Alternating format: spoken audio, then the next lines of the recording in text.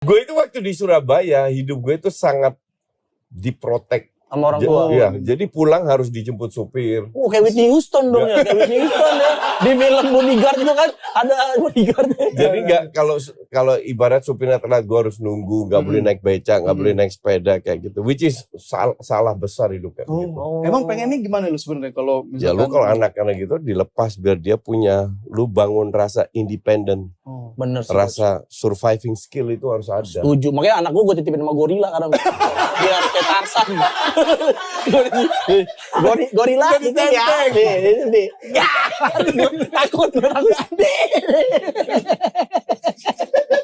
Gimana ya kalau punya anak begitu ya? Gue belum punya anak nih coach. Kalau misalkan Lu nikah aja belum mau punya anak gimana? Iya, maksudnya nanti kalau sumpama kayak ada gak kayak kiat-kiat emang benernya diapain anak nih buat keluarga-keluarga baru gitu. Cara didiknya. Gini, yang jadi masalah di Indonesia itu keluarga itu punya peran besar dalam mendidik anak. Keluarga besar, Iya. Oke? Kalau lu mau ngapain, lu nggak setuju lah, tante lu nggak setuju. Diomongin lah.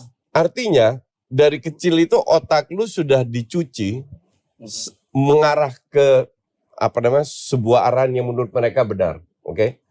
Tapi gue bilang anak di usia 15-16 tahun itu harus bisa keluar sendiri, nggak bisa diatur. Sementara di Indonesia umur 25 belum nikah kayak Afif, masih diketain sama emaknya. Masih suka ditelepon. Iya kan, nggak bisa. Nah, lu lihatlah perbedaan pemain atau ya pemain diaspora lah sekarang itu jauh lebih independen. Iya, benar. Di usia 17, 18, 19 mereka bisa memberi masukan, bisa berdiskusi dan lain-lain. Sementara kita masih malu-maluin. Itu gue bilang salah didikan. Karena kita tuh terlalu protektif. Iya. Nah, kembali lagi pertanyaan lu, kalau gue dan mungkin banyak keluarga di Indonesia nggak setuju sama gue, umur 15-16 kita harus kasih anak kita itu kesempatan untuk memilih. Pasti pilihannya salah. Pasti salah ya. Pasti salah. That's okay. Belajar, bikin kesalahan, belajar sampai lama-lama dia tahu. Kalau orang lu mengarahkan anak lu, ya contoh anak lu, gue mau kuliah ambil arsitektur, contoh. Emaknya bilang ambil kedokteran, ya untuk gue lucu. Kan anaknya yang tahu. Ini kan masa depan anaknya, bukan emaknya. Iya kan? Nah itu kan sering terjadi di sini. Akhirnya dia kuliah sesuai dengan keinginan orang tuanya. Mungkin lulus, mungkin nggak lulus. Tapi ujung-ujungnya dia happy belum tentu. Malah dikatain goblok kalau nilai jelek dikatain goblok. Ini waktu kecil juga salah tuh ngambil jurusan kuliah. Dia emaknya pengen ngambil teknik. Dianya ngambil surat-surat rumah. Dia mau jual loh. Salah. Gue malah ini kursus cukur. Tapi lu pengen sempet jadi polisi juga coach sebenarnya. Iya. Gue tuh beruntung punya orang tua yang cukup liberal. Dalam arti, lu mau apa ya jalanin. Kalau lu bikin kesalahan ya lu yang tanggung. Orang tua lu gitu coach? Iya. Orang tua lu ini orang bule? Enggak. Tapi demen musik-musik bule enggak? Musik. Musik luar. Soalnya kan jarang yang begitu coach. Mas gua kan, lu sendiri bilang di Indonesia itu keluarga tuh. Nah, tadi kenapa orang tua lu bisa berpikir moderat? Ya karena mungkin kita tinggal di Belanda ya. Kan let's say gue kesana tahun 79 itu umur 12 tahun. Oke. Di sini ibarat lu cuman begini, gue minta apa aja dapat. Bener-bener minta apa aja dapat. Nasi goreng. Jadi contoh. Tuyul. Dibeliin pakai pita tuyul. Nih Justin. Di Belanda umur 12 tahun gue bangun pagi, gue harus beresin ranjang tempat tidur. Gue harus bikin roti buat sekolah. Sekolah naik sepeda. Ya lu bikin roti buat Holland Bakery. Disuruh bikin Belanda. Disuruh kerja itu mah. Tambah lama tambah lucu ya.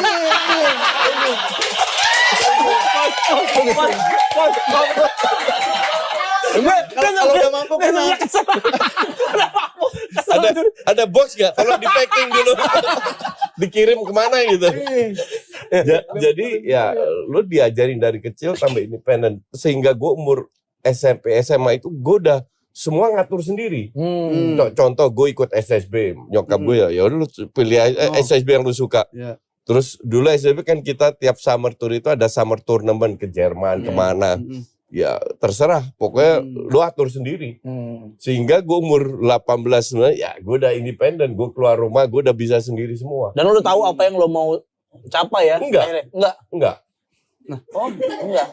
Belum. Jadi orang tua Gen Z itu sering tanya gue, Coach, gue umur 22 tahun lulus kuliah, gue gak tahu apa yang gue.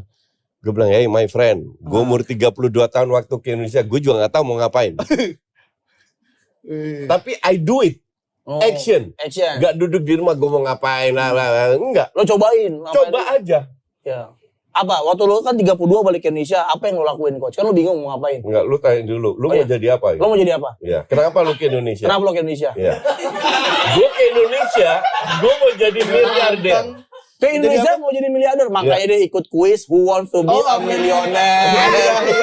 Tapi kan ada orang-orang juga yang emang udah hidupnya template. Dia PNS lah, dia kerja kantoran. Hidupnya dalam zona nyaman.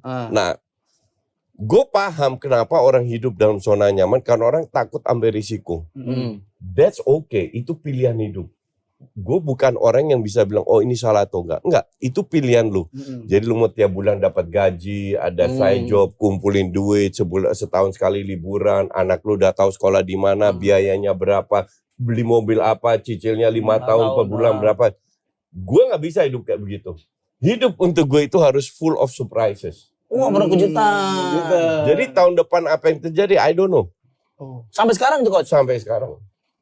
Tapi sekarang karena banyak pengalaman hidup, ups and down, gue lebih bikin pondasi gue lebih kuat lah. Wah, ini berarti emang yang bukan kayak ngeplan 5 tahun gitu, ngeplan 10 tahun. Emang udah jalanin aja dulu. Terlalu dinamika. Lu minggu depan hidup aja belum tahu. Gimana lu ngeplan 5 tahun? Tapi ngomelin dulu. Itu. Penting gak? Gimana lu bisa ngeplan 5 tahun? Itu yang gue bikin kesel waktu gue di Belanda, kan gue kerja juga dari SD, setahun SD belajar bahasa Belanda, kan kelas 6 naik kelas 6, terus SMP, SMA, sambil SMA gue udah kerja nih, SMP gue udah kerja, side job di restoran, sehari seminggu sekali, terus kuliah, terus gue kerja, setiap kali gue ngelamar kerjaan, pertanyaan sama, 5 tahun ke depan lu mau ngapain? Oh, ditanya gitu. Ditanya gitu pasti kan, sama interviewer. Jawabannya? Lu tau kenapa? Kenapa? Karena society ini dibuild untuk lu menjadi bagian dari sosial ekonomi. Apa namanya? Kalau semua berpikir begitu, lu akan bagian dari perusahaan lah apa. There is no space in this society untuk orang yang kreatif, yang anti mainstream, yang punya keinginan yang berbeda. Pasti susah sih, Coach. Pasti susah dulu kan. Iya. Lu sampai momen ini kan makan nasi lauknya tangan kiri kan? Iya. Saya hari ini nasi lauknya angin, Coach. Ya kelihatan muka lu susah sih. Tapi kan ini orang ngeliatnya kayak ya udah Koji sekarang member, ada YouTube di mana-mana, iya, duitnya gitu kan, banyak. branded. Boleh ada di boleh enggak? Minta duit. Tapi lu nanya apa emang tadi? Gue mau nanya itu, boleh minta duit. Tapi minjem duit lagi syuting. Apa? Pernah gak Coach ada di titik terendah banget dalam hidup? Pernah. Gimana dan ngapain? Apa aja terendah tuh kan beda-beda tiap orang. Terendah lu apa? Gue ini orangnya risk taker. Jadi gue ambil risiko. Risiko terus. Jadi gue kelola duit dari investor. Tapi gue suka gali lubang tutup lubang. Ibarat gue pinjem duit, enggak. Gue bisnis lapangan kan dulu. Lapangan futsal. Kan. Oh, bikin lapangan futsal. Ya. Itu gue jual ratusan dari Sabang sampai Merauke. Kan dapat kredit setengah tahun. Pokoknya ibarat gue beli sekarang bayarnya setengah tahun. Ya. Nah kan tapi langsung dapat untung. Ya. Nah untung ini gue kumpulin, gue invest lagi. Ngerti nggak? Iya ngerti. Nah untung dari sini, pinjem duit lagi, invest lagi. Yang terjadi sekarang ambruk semua. Waduh. Jadi lo harus bayar tambah. Tapi gue nggak pernah lari dari tanggung jawab gue. Dalam arti kalau gue ketemu debt collector itu udah puluhan kali. Takut kali kok. Enggak, kenapa harus takut? Enggak, debt collectornya takut. Dikatain tolol. Tolol kamu.